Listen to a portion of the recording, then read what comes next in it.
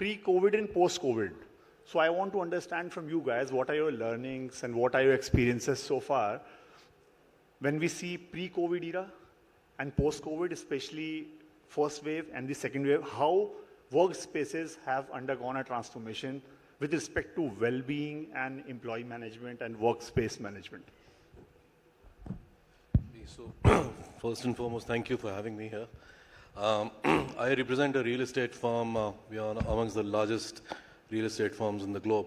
Now, very pertinent question to where we are today, right? And it's easily definable by a pre-COVID and a post-COVID era. But I'll come back to certain recent developments, and when I say recent, I think it's just about a couple of years, over the last couple of years.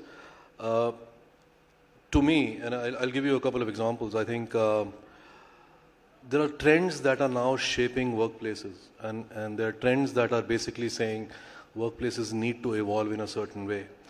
What are those trends? Employee health and well-being is at the topmost. You have employee experience, for example, which firms are very, very careful about. You have this whole concept of hybrid working, right? And if you look at data points, the data points pre-COVID and post-COVID are very, very different in terms of people trying to work hybrid.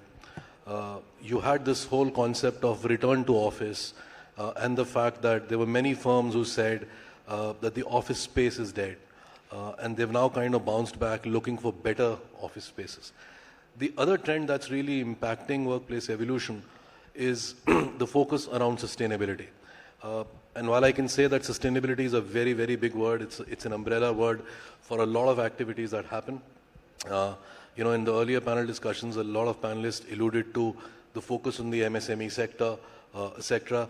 And that's true for us as well, in terms of how do we evolve our workplaces to ensure that we are focusing on the MSMEs to make sure that everything remains within the ecosystem and within the, let's say, the India ecosystem from that perspective, right?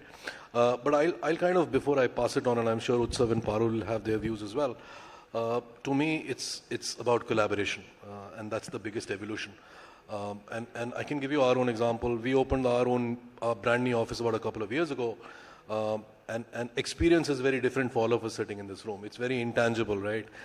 So how do we tangibilize it? And my answer is very simple. My answer is the office space should be so exciting that it pulls you to the office on a daily basis, right? Very valid point. Before I pass it on to